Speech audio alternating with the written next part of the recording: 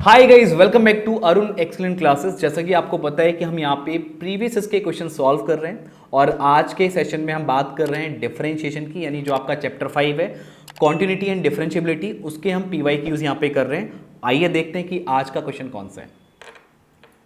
तो देखिए, आज के उसमें आप देख रहे हैं कि असर्शन और रीजनिंग का आपको क्वेश्चन पूछा हुआ है, करेक्ट। अब इसके ऑप्शन भी थे, राइट, लेकिन वो मैंने यहाँ पे नहीं लिखे हैं क्योंकि वो आपको मैं ऑलरेडी यहाँ पे समझा दूंगा, तो उसकी टेंशन लेने की जरूरत नहीं है। बस आपको कॉन्सेप्ट समझना है कि किस तरह से इसके क्वेश्चन सॉल्व होते हैं। तो देखिए, पहले उसमें क्या बोला है उसने असर्शन में कि जो आपका कॉस इनवर्स एक्स है, यानी maximum value of cos inverse x के होल स्क्वायर की वो पाई स्क्वायर होती है। क्या ये बात सही है?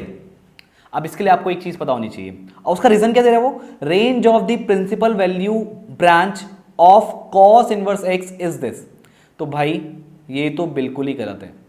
यानी कॉस इनवर्स एक्स की जो रेंज होती है ये किसको बिलोंग करता है? 0 से लेके पाई close interval.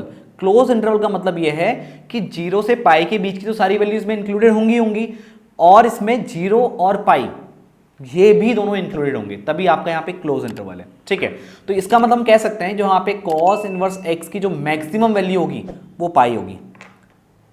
Maximum value of cos inverse x is equal to pi. क्यों?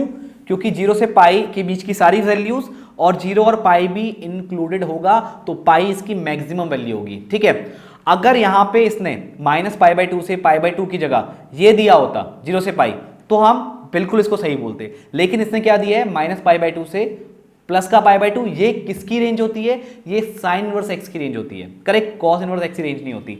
तो भैया ये अगर है, अगर जैसे हमने कहा कि कॉस इनवर्स एक्स की मैक्सिमम वैल्यू क्या है भाई, पाई है, तो यहां पे अगर हम बात करें कॉस इनवर्स एक्स के होल स्क्वायर की और इसकी भी मैक्सिमम वैल्यू की बात करें, तो भाई कॉस इनवर्स एक्स की मैक्सिमम वैल्यू पाई, और यहां पे पाई का स्क्वायर कितना होगा? Pi square. ठीक, तो भैया पाई स्क्वायर तो बिल्कुल ठीक है, लेकिन जो उसका रीजन है वो गलत है।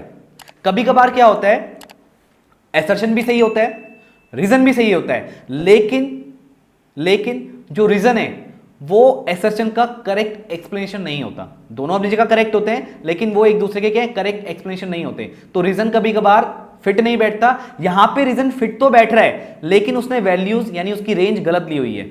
अगर यहां पे इसने क्या लिया होता, यहां पे इसने 0 से पाई क्लोज इंटरवल लिया होता, तो असर्शन भी सही होता और उसका रीजन भी सही होता। यानी हम ये बोल सकते थे कि A is true and R is true and R is also correct explanation of A।